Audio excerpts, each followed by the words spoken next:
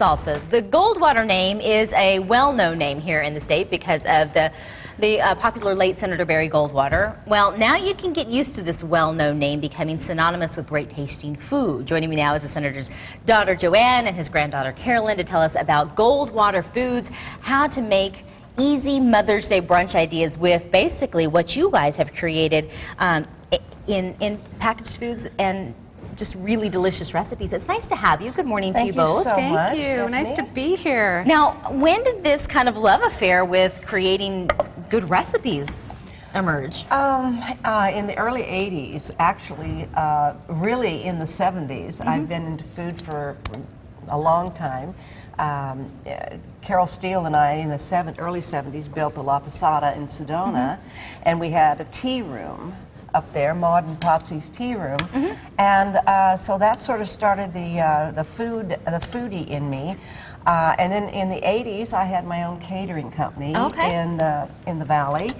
And in '89, we started Goldwater's Foods in my kitchen. In your kitchen? Yes. I love the stories where, you know, it wasn't like they had this grandiose idea of being this big, bad, you know, company. It just was something that they did, and they thought, we'll just start it small and see where it goes. Well, our attorneys thought that we'd be a big bad company, so they set us up that way. But 20 years later, we're still a little company. I mean, the grassroots marketing is the way that we've been doing it the whole time. And it doesn't hurt to have the name Goldwater. Out in the stores and in the festivals, and no, it's very nice, and we've got a great heritage. I bet you do. Now let's talk a little bit about this recipe as people are seeing us kind of do some steps. You've got some chicken and onions and what was that, a little bit of cheese? This is grated Parmesan cheese, yes. The recipe that we're making today? Yes, it's the tomatillo. The Rio Verde enchiladas. Okay. It's going to be on your website. It's Right. also on our website on goldwaters.com, so we have some good recipes there. And on Facebook.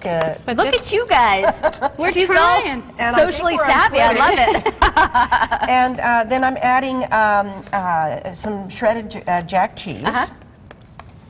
Now, and then the onions. They're in there onions already. I put in, Oh, all and right, the fine. Parmesan cheese. So Good. we have jack cheese, Parmesan So cheese, this and is onions. what we are going to roll in our enchilada, roll up in our inside the enchiladas. Some of the best recipes I have in my family have a story behind them of, you know, how we created them or when we would eat them. You know, there's just a little bit of, you know, the family heritage in some of our recipes. Well, does this have a story? It does. This recipe was used in my mom's catering company, which was Joanne Goldwater Catering back in the 80s, and that's when I started getting interested in food.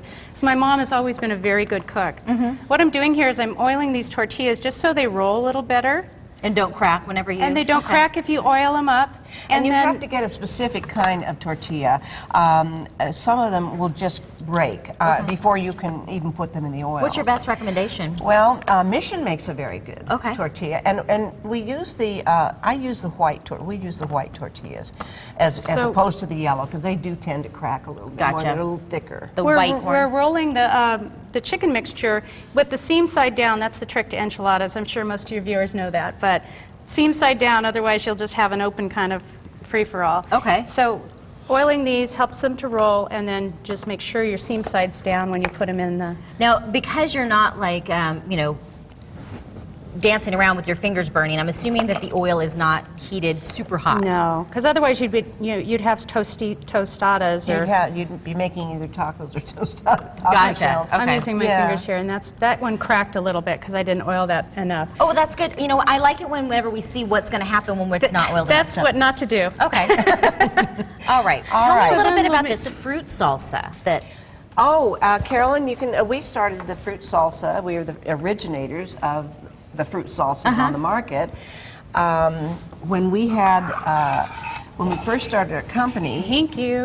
We started with the tomatillo and the Sedona Red, were our original salsas, and we wanted to do a fruit. And so my sister had just come back from Hawaii, and she said, "How about some pineapples?" So that stuck. So those were our first three products, our original products, and then we went on to make the raspberry, the peach, and the mango. pineapple. Mango? I was gonna say, And the please tell me you have a mango. The mango is We wonderful. do have a mango, and it's wonderful, and I'm going to be using it later on the salmon. Actually, that's the when peach. we do the the peach chili we're crusted using. salmon. Yeah.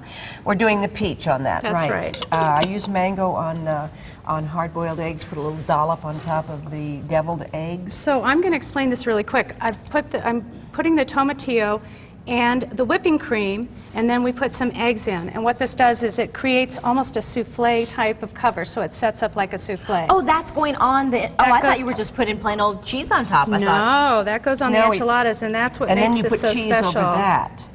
Wow. And then we're going to decorate it. We're going to show you how to decorate it a la Mexicano. I like it. I like where we're going, ladies. All right. Well, I'm going to let you kind of fast track this a little Yeah. bit in a not so fast fashion, actually, Yeah. because I'm going to give you about 15 minutes.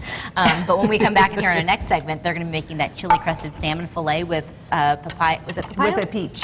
With peach peach salsa. And we'll show you With how our this Papago peach. Papago peach. You guys have got All some of our fancy all of our names. labels, by the way, are Arizona place names: Papago Oh, okay. and Paradise. And Sedona. Pineapple and Sedona Red, but the Paradise, believe it or not, is not Paradise Valley. Where is it? It's a little ghost town in the Chiricahuas, Paradise. Where's the Chiricahuas? It's in southern Arizona on the New Mexico border. It's a huge a big mountain range, and it's a wonderful place to go and hike.